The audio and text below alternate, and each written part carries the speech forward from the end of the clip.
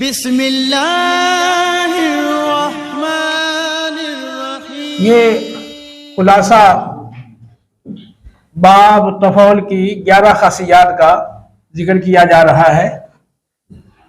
یہ نمبر میں نے لگا دیے ہیں، نمبر وائز یہ مثالیں لکھ دی ہیں۔ پہلا ہے ابتدا، تشمسا تکلم۔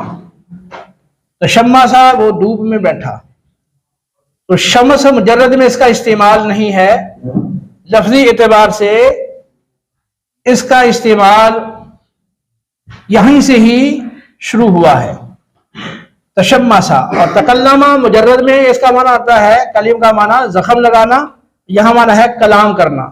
وہ دھوپ میں بیٹھا، اس نے کلام کیا۔ تو ابتدا کی دو ہی صورتیں ہوتی ہیں کہ مجرد میں لفظ کا استعمال ہی نہ ہو، صرف استعمال ہی باب تفعول سے شروع ہوا ہو، یا مجرد میں معنی اور ہو اور باب تفعول میں آ کے معنی اور ہو جائے۔ تو یہ دونوں اس کی مثالیں ہیں۔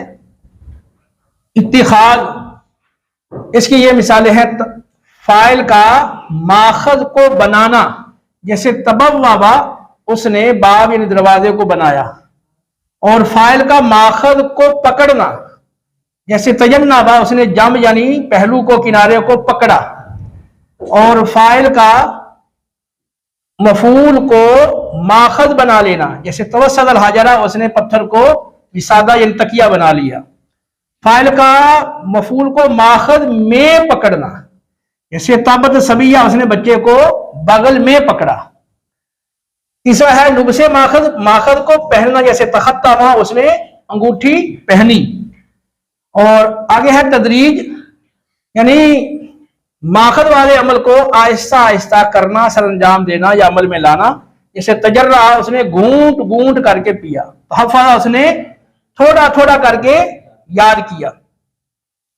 اور آگے ہے تجنب، یعنی فاعل کا ماخذ سے بچنا، ماخذ سے پرہیز کرنا، ماخذ سے اجتناب کرنا، جیسے تحوّبا اس نے ماخذ یعنی حوب یعنی گناہ سے اجتناب کیا، بچا، پرہیز کیا۔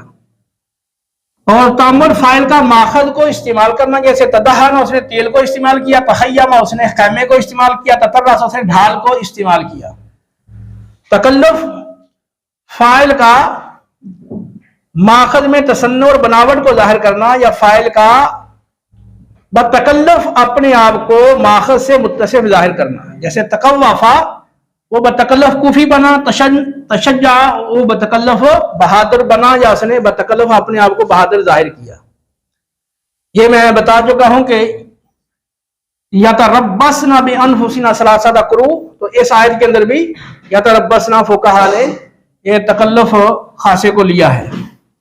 تامہ کا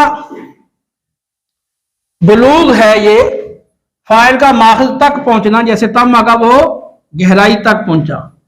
ضرورت فاعل کا ماخذ والا ہونا، جیسے تمام والا وہ مال والا ہوا۔ اور مطابق باب تفعول باب تفعیل کی مطابقت کرتا ہے، یعنی باب تفعیل کے بعد باب تفعول کو اس غرض سے ذکر کیا جائے کہ باب تفعول جو ہے وہ دلالت کرے اس بات پہ کہ جو پہلے فعل آیا ہے نا باب تفعیل کا، اس کے مفعول نے اپنے فاعل کا اثر قبول کر لیا ہے، جیسے قطعتہ فتقطع میں نے اس کو کاٹا تو پس وہ کٹ گیا، علمتہ فتعلم میں نے اس کو سکھایا پس وہ سیکھ گیا۔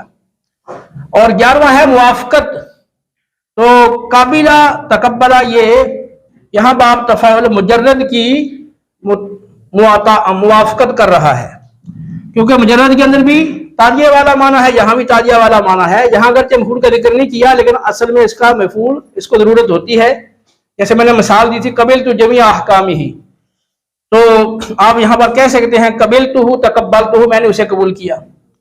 ابصر تبصر اس نے دیکھا، یا ابصرت زیدن میں نے زید کو دیکھا، تبصرت زیدن میں نے زید کو دیکھا۔ یہاں بھی یہ باب افعال کے اندر تاجیہ والا معنی ہے، اور یہاں بھی تاجیہ والا معنی ہے۔ مجرد میں یہ باسورا یہ لازم ہے، یہاں بھی تاجیہ والا معنی کے اندر باب تفعیل کی موافقت کر رہا ہے۔ کذبہ تکذبہ اس نے کذب کو اس کی طرف منسوب کیا، یعنی فاعل کا ماخذ کو مفعول کی طرف منسوب کرنا یا اس کی نسبت کرنا، یہ نسبت خاصہ ہے۔ یہاں باب تفعول نسبت خاصے میں باب تفعیل کی موافقت کر رہا ہے۔